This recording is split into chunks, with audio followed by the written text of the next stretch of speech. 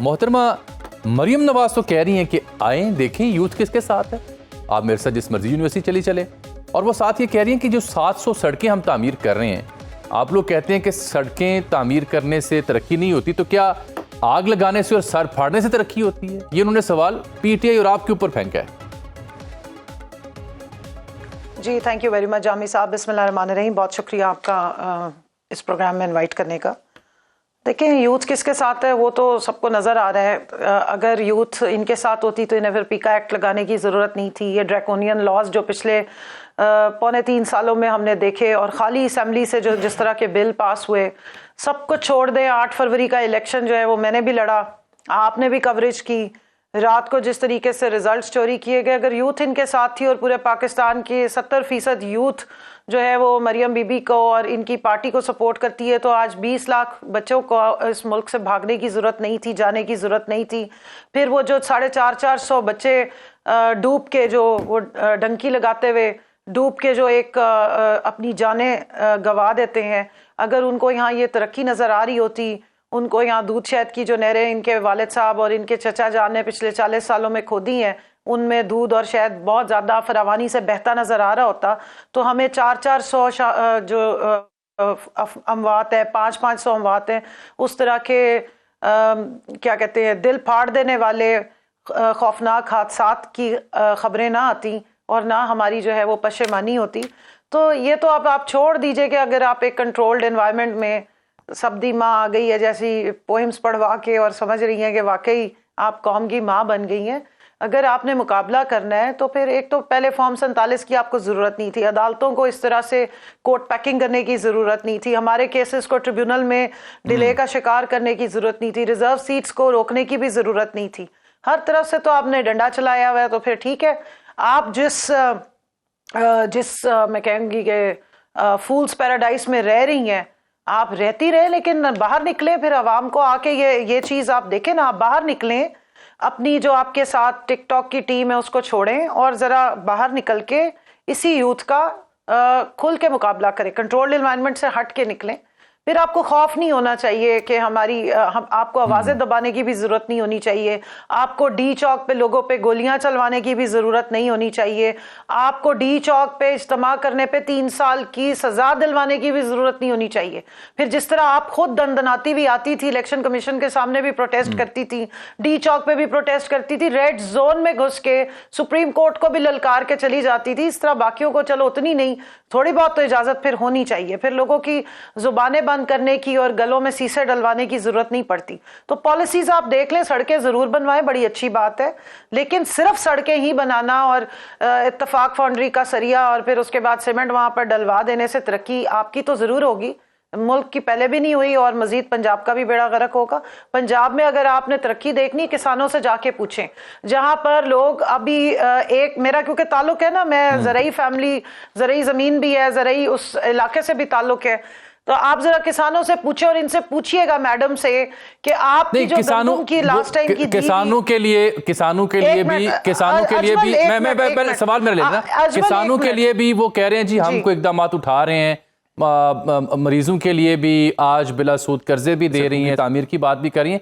किसान और ज़राअत का जब आप जिक्र करते हैं तो पीटीआई एहतजाज करती है, एतराज़ उठाती है, कोई बहरान आ रहा है, कोई संगीनी है कोई किसान की सूरत हाल को, क्या आप एतराज़ आपको हुकूमत के ऊपर?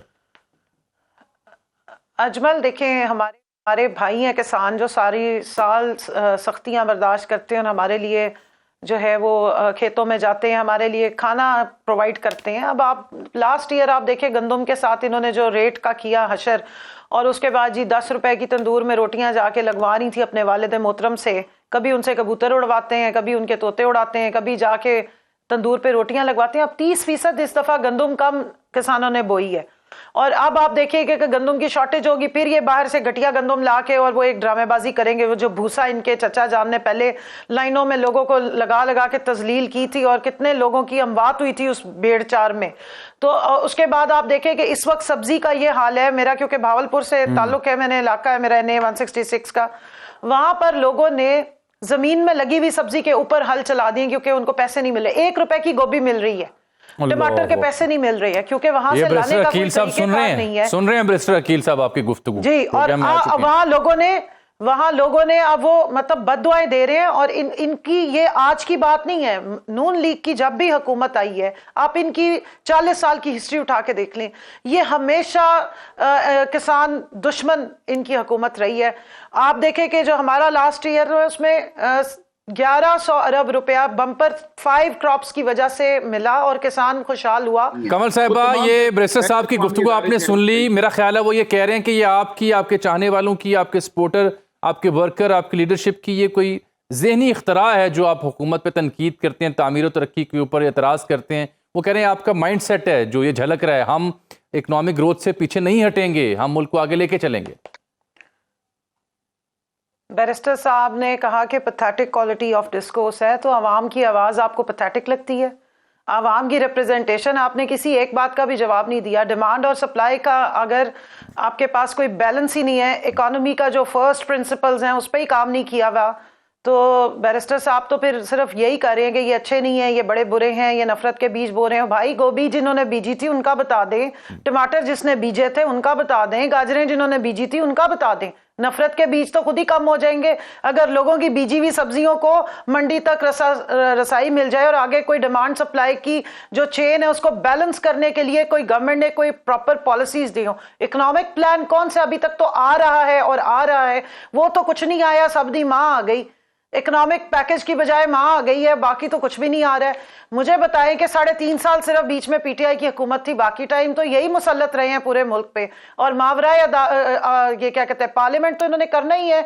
जब सारे काम ही मावराए हो रहे हों और पब्लिक के थ्रू जो कुछ होना था डब्बे पब्लिक ने भरे और मावराई कुव्वतों से वो उनको चेंज करके वैसे ये मैंने नोट किया है कि अमूमन जमहूरी मुआशरों में होता ही है कि इतने एतराजात हों और इतना डेटा तगड़ा हो तो व्हाइट पेपर जारी किए जाते हैं, प्रेस कॉन्फ्रेंस पार्लियामान के फ्लोर पे ऐसी चीजें पेश की जाती हैं।